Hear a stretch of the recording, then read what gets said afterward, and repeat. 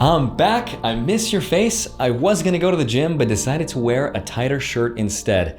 Saved me a lot more time. But today we are going to talk about the Federal Reserve. And of course, you can't talk about the Fed without first talking about the man, the myth, the legend, Johnny Bravo. Hey, mama.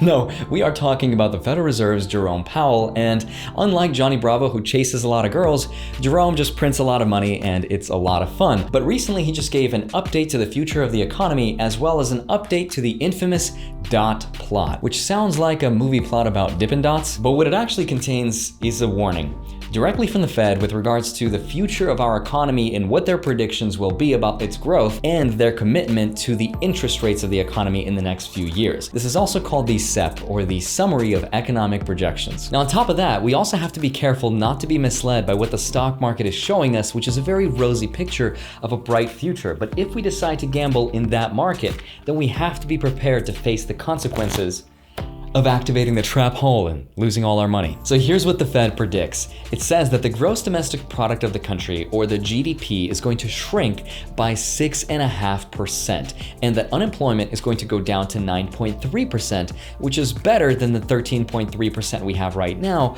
but it's still pretty bad. To make matters worse, I just recently saw an article called "The Dollar is Getting Weaker." What does that mean, the dollar is getting weaker? I want to know. As a saver and as an investor, how does this affect me? Immediately it makes me think of inflation because we've been printing away so much money.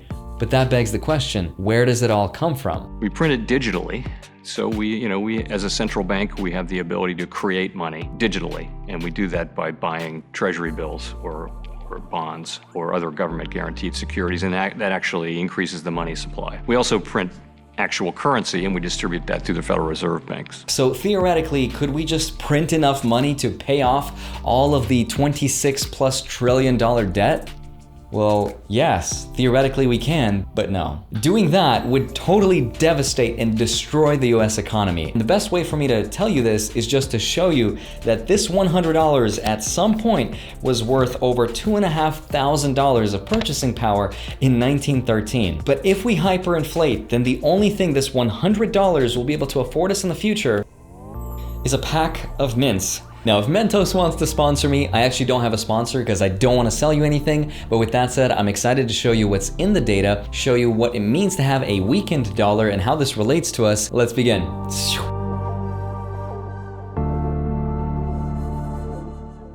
Hi, my name is Andrei Jikh. Hope you're doing well. Hope you're staying safe. And there's two main reasons why the market is doing really bad right now. And reason number one is because across the board, we have seen an uptick of all cases related to Corona. And that's because there's a lot of fear and uncertainty that's created as a result. And the thing that we fear most is a second round of shutdowns. But regardless how bad things get here in the States, we will not be shutting down, according to the Secretary of Treasury, Steven Mnuchin, who said, "We will keep open no matter what the costs are." Because the damage of closing the economy goes far beyond just a health issue. It becomes a job economics issue, and that's what we don't want. And we will do anything necessary to keep the economy open, even if it means doing this.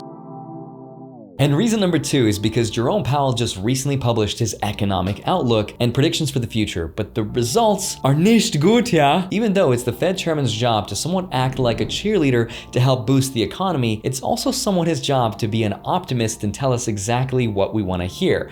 Because if he came out tomorrow and said, "The end is nigh," then things would quickly descend into chaos, and that would be very bad. That's why it's kind of like being a parent and telling your kids that everything's gonna be just fine, even when you know they aren't. I would know.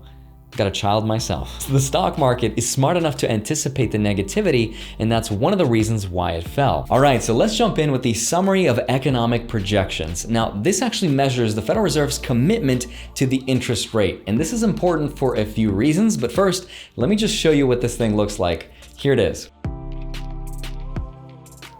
Yeah, I'm confused too. When I first saw this thing, I just thought it was a scatter plot that I could trace and make sense of. But if you're not sure how to read this thing like I didn't when I first saw it, here's how to actually read it. So each of these little dots represents a Federal Reserve official that pencils in their recommendations for the interest rates. Now, unfortunately, we won't be able to know who each of these dots actually represents because it's all anonymous. But here's their 2019 projections. You could see that for most of the year, all the Fed officials wanted to keep the interest rate the same. And it's not until 2021 that they voted to go from 1.5% to 2.5%, and not until 2022 that some of them voted to go as high as 3%. But that was all projections from the year 2019, and obviously a lot has happened since, and they have updated it. In 2020, hot off the press, they just revised the dot plot, and now it looks like this. Now, if you could read it this time, you could see that 2 dots suggest that we should move between 0.5% to 1%, but the rest of the dots have all unanimously agreed to keep it at 0% all the way until 2022 if necessary. That means they will do anything to keep the economy afloat, but then after that, the Fed has left the chat. You are the weakest link, goodbye. Now, I'm sure they'll revise their projections and see what else they need to do at that point, which I'm guessing is going to be more of this.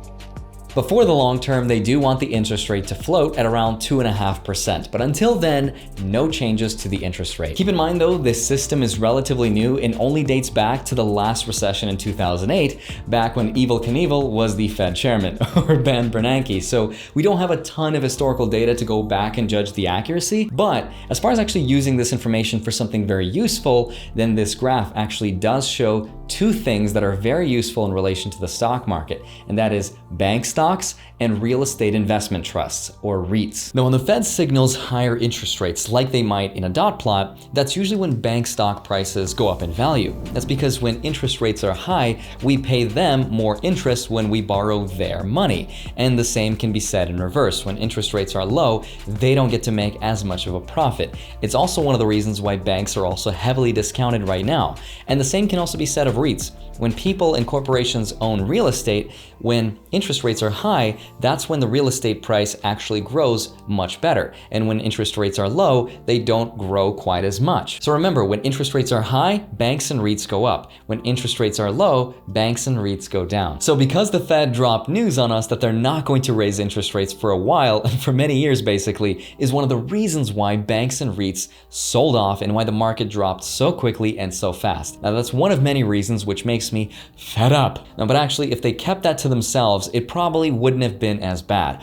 But if we go negative interest rates, then things will get much worse. Now, so far, they've expressed that they don't want to go negative interest rates, but it's slowly gaining support, and time will tell if we go down that path. But please take all of this with a literal grain of salt.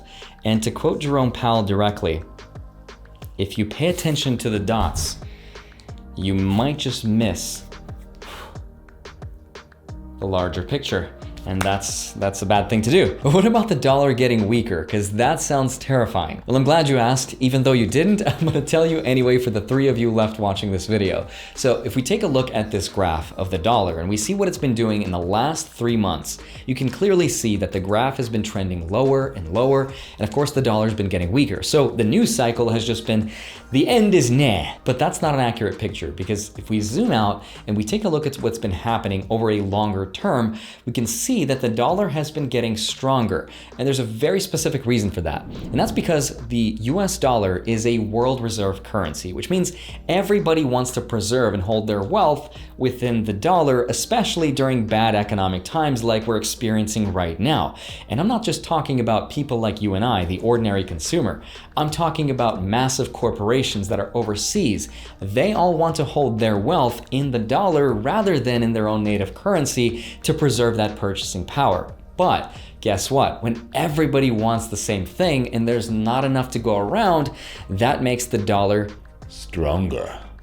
Random Star Wars reference, I'm sorry. Now, a strong dollar means that it's cheaper for us to travel to different parts of the world because we have more purchasing power. But as it relates to the stock market, when investing, currency strength does not determine the overall direction of the stock market one way or the other. That's because some companies will benefit from having a strong dollar, while other companies will suffer from less trade as other companies overseas start to realize, wow, it's really expensive to do business with US companies, so we lose those clients. Otherwise, a weaker dollar actually means that our goods become much more competitive on the global market, because not only do other countries across the world want to do more business with us, it also encourages us as the consumers to actually shop at home. And this is all a good thing, and that could be argued is what could drive the market higher. It's also another reason why Mr. Trump wants a weaker dollar, because it helps secure his election. Otherwise, if you're somebody who likes to travel and spend money, that's actually a bad thing, because then your dollar will buy you less stuff. Of course, this is an oversimplification oversimplification of how currencies work, how they relate, how they integrate into the economy, but the point is that the next time you see a headline that reads,